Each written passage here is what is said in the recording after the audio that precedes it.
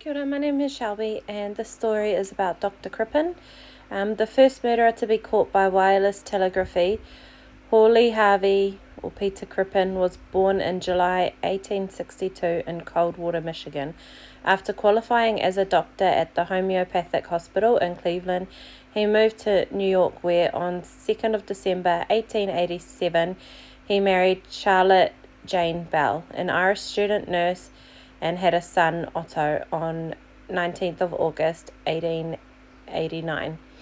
On 24th of January 1892, his wife, pregnant for the second time, suddenly and unexpectedly died, aged 33, of apoplexy at Salt Lake City, Utah. The same year he met and on 1st of September married 19-year-old would-be music hall singer Cora Turner, real name Kunigundi Makamotsky, stage name Belle Elmore, who was born on 3rd of September 1873. 5 years later, the couple moved to London, he in April 1897 and her 4 months later, where Crippen opened an office selling patent medicines. The Crippens moved to Hilltop Crescent on 21st of September 1905. The marriage was stormy.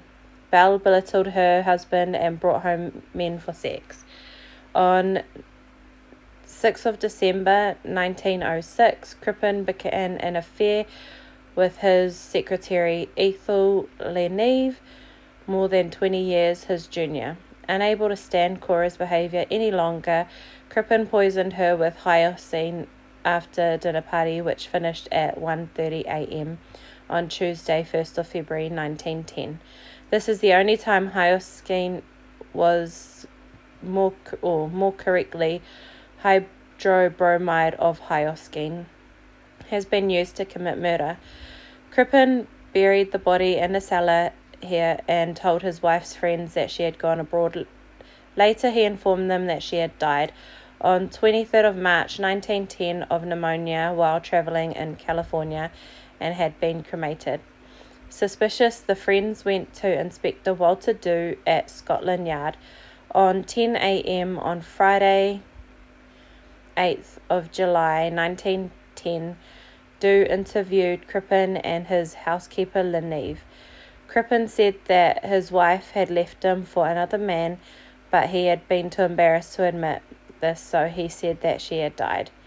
Dew accepted the story, but he did wonder why she had left so much of her wardrobe behind and why Leneve was wearing one of Miss Crippen's brooches. Thinking the jig was up, Crippen and Leneve decided to flee the country. On Monday morning, Dew returned to Hilltop Crescent and found the house deserted. A thorough police search uncovered that there was a body of human remains in the cellar, although Miss Crippen's head and limbs were never recovered. It was the first important case of Dr. Bernard Spilsbury, who was to become a legendary Home Office pathologist whose word, on more occasions than he would ever admit were wrong, could send a person to the gallows. Dew immediately issued descriptions of Crippen and Leneve. The pair had fled to Antwerp in Belgium, where on 20th of July they boarded steamship SS Montrose, bound for Canada. Crippen had shaved off his moustache, Ethel had cropped her hair and brought boys' clothing, and they were posing as John Philo Robinson and his 16-year-old son, who was supposedly ill and travelling to Quebec for his health. Captain Henry Kendall, the 36-year-old skipper of the Montrose, recognised Crippen from a newspaper photograph and telegraphed the ship's owners, who in turn contacted Scotland Yard. Captain Kendall befriended the Robinsons and noted that Mr. Robinson was reading The Four Just Men, a thriller by Edgar Wallace. On 23rd of July, Dew set sail for Quebec on a faster ship, the SS Laurentic. At 9 a.m. on 31st of July, Dew, dressed as a pilot, boarded the Montrose from the pilot's launch and arrested Crippen and Leneve, who fainted. During some of the aftermath, Dr. Crippen was tried at the Old Bailey on 18th of October, and 4 days later the jury took 27 minutes to convict him, and he was sentenced to death. His petition was a reprieve was rejected by Winston Churchill.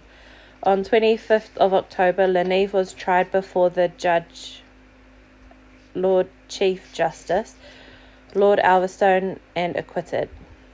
The night before his execution, Crippen attempted to cheat the gallows by committing suicide, but was foiled by a vigilant warder who discovered that Crippen had removed an arm from his glasses, intending to cut himself with it and to bleed to death. His last request, which was granted, was to die with a photo of Leneve and letters from her in his coffin.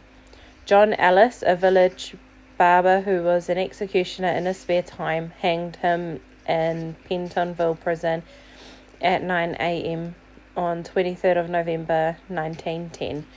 In his memoirs, Ellis recalled, "I could see him smiling as he approached, and the smile never left his face up to the moment when I threw the white cap over it and blotted out God's light from his eyes forever." Quote, close quote. On the same day, Ethel Leneve, under the alias Miss Allen, boarded a ship for America. The Crippen house was destroyed in a German air raid on 8th of September 1940. Ethel Leneve died at Dulwich Hospital, London, 9th of August 1967. And this is a depiction of Dr. Crippen, just so you've got a face to the name. Looks a bit creepy, personal opinion, but anyway, hope you enjoyed that story. Please stay safe and subscribe.